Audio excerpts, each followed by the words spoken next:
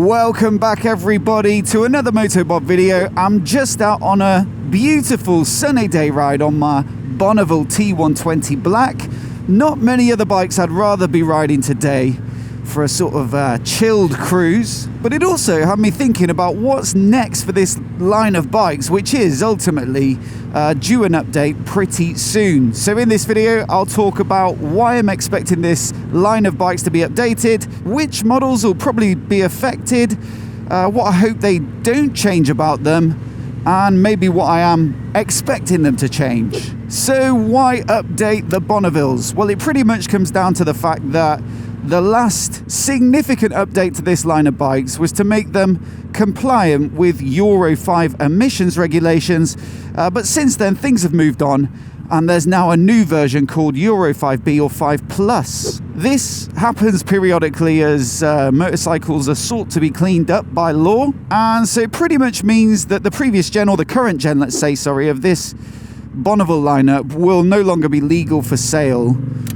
pretty soon. The downside, of course, is that perhaps engines have been made wheezier over the years because of it. But on the plus side, you know, it does mean we get regular updates to our favorite lines of bikes, and almost always they'll try and throw in a few other features and advancements to make it worthwhile and keep them up to date.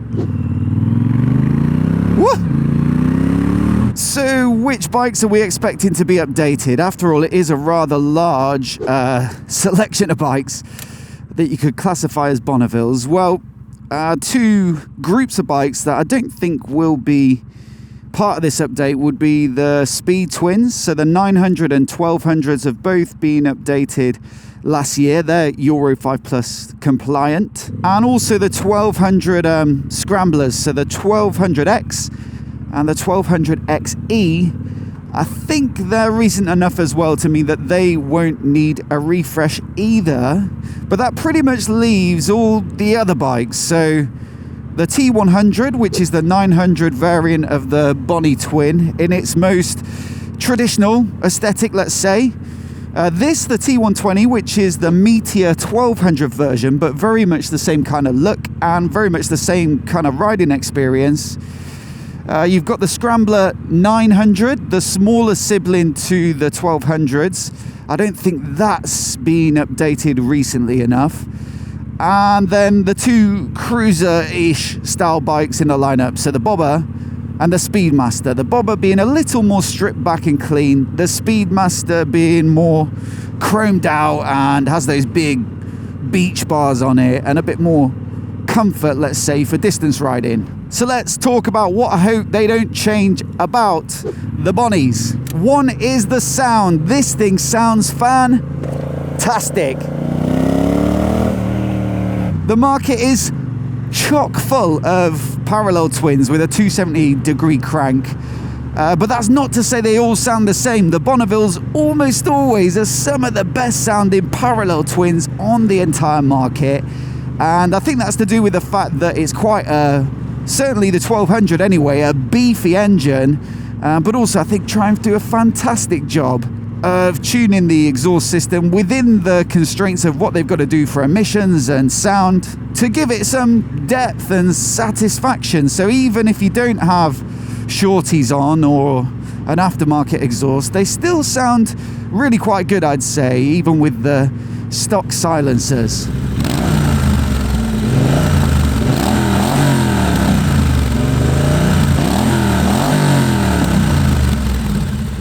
Thing is though, if I remember correctly, Euro 5 Plus is more so about the longevity of the catalytic converter. It's not necessarily about making the engine run cleaner. What they've got to do is put an O2 sensor before and after the cat to make sure that it's still running as efficiently or working as well as possible.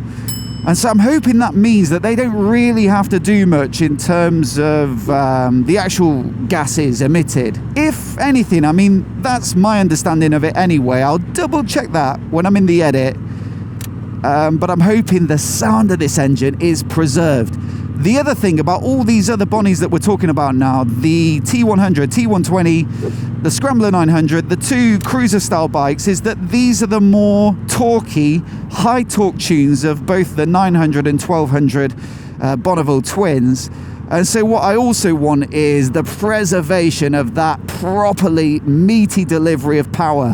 When I pulled out of that junction back there and gave you a little whoop, it's not about making a rushy top end. You can just open the throttle on this bike down at 2,000 or 3,000 RPM and it just pulls like a proper freight train. And that's exactly what you want from these bikes. It's not about chasing the revs and keeping them up. There's other bikes in the lineup for that, the triples or even the speed twins perhaps. But these should be all about guts.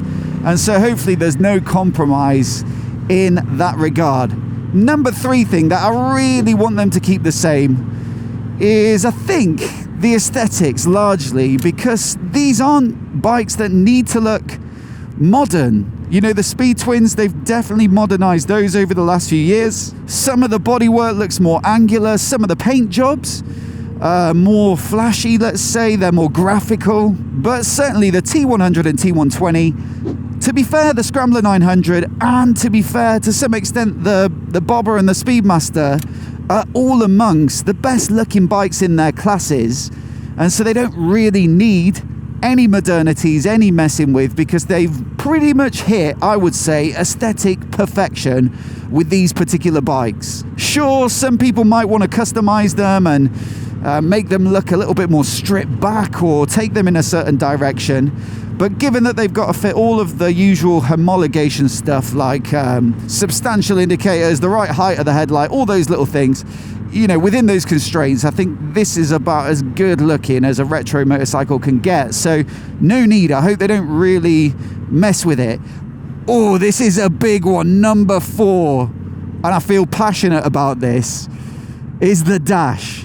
You'll see some of the other Bonnevilles have moved over to that hybrid part TFT, part inverted LCD display that they first used on the 660 bikes, like the Speed Twin 900, like the Speed Twin 1200 as well, and actually the Scramblers, the Scrambler 1200X.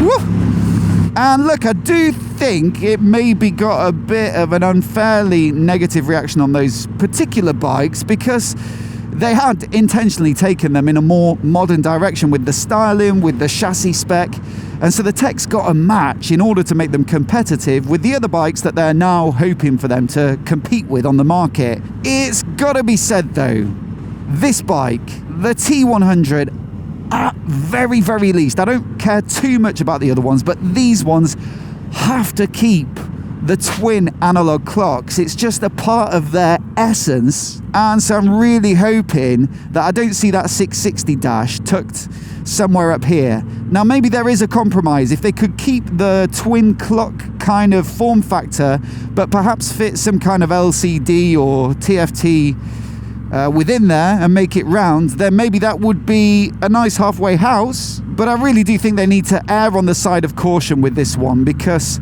people aren't buying these bikes for a snazzy TFT display. They're buying it because they want something that just looks classic, simple, clean, elegant. And if you do want, you know, navigation or access to any particular apps that help you when you're out riding, then you can always use a quad lock like this, and you get to keep the twin clocks, and you've got all your other stuff, your techie stuff when you need it, as and when, and you can take that off if you don't really need nav and you want the bike just to look chef's kiss. That said, I am expecting them to update the tech on these bikes because at the moment they are relatively simple, and it's just the way the market's going, I suppose. They've got to show that they're advancing the bikes, and they have added some more contemporary features, let's say, to some of the other bikes that have already been updated in the lineup. At the moment, for example, the T120's just got a couple of riding modes, regular ABS, regular traction control. I think the one after this got cruise control as standard, but it's a single, simple push button. But otherwise, that's pretty much it. You can spec up some heated grips and whatnot, but really it's not positioned as a particularly techie bike. But look, there is stuff that they can add to it that will make it more modern, that doesn't necessarily have to interfere with the instrumentation and cockpit.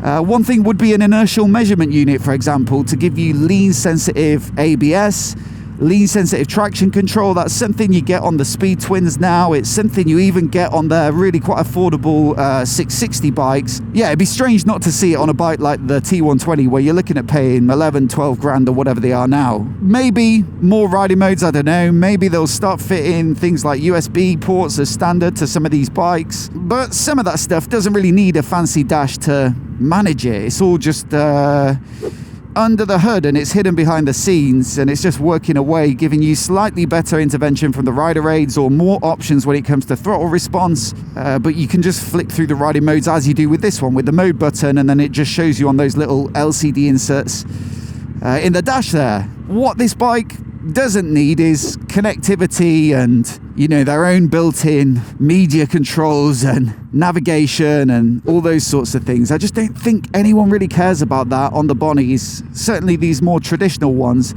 and that is where you would certainly need a transition away from these twin analog clocks. Two other things that I do hope or expect them to change about it. Now, one would be the comfort, perhaps, on the bobber. That's always been a little bit of a weak point, let's say. It's a cool looking bike.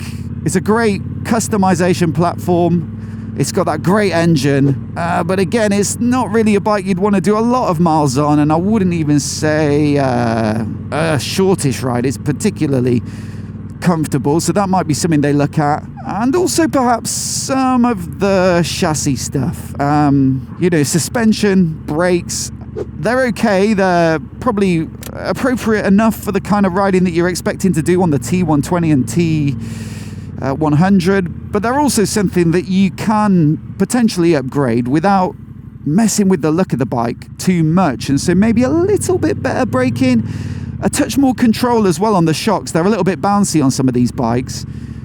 Would be appreciated. And I'm not sure if this one is possible, but I would really like tubeless on these T100 and T120s. I just think messing around with tubes is not really very appealing to many riders. The spokes, of course, are massively part of the look, but I would not like to have to mess around with tubes if I did get a puncture on this bike, which hasn't happened so far. But I'm expecting it to at some point, especially since I just said that, which was probably a daft thing to say. So that's my predictions and wants from what I think is an update I reckon that we'll see in the next few months anyway. But as always, I'd love to know what you think down in the comments below. If you're a Bonnie owner, what sort of things would you like to see fixed? What sort of things would you like to see preserved? And if you're not a Bonnie owner, you know, what would it take to make you consider one? If you're not familiar with all the bikes in the lineup, I made a guide actually earlier this year, so I'll put that on the screen now so you can check it out. Oh, here we go. And a huge thanks for watching. If you want to see more vlogs like this, as well as motorcycle news, reviews, tech and gadgets, then hit subscribe. And that way I will hope to see you in the next video.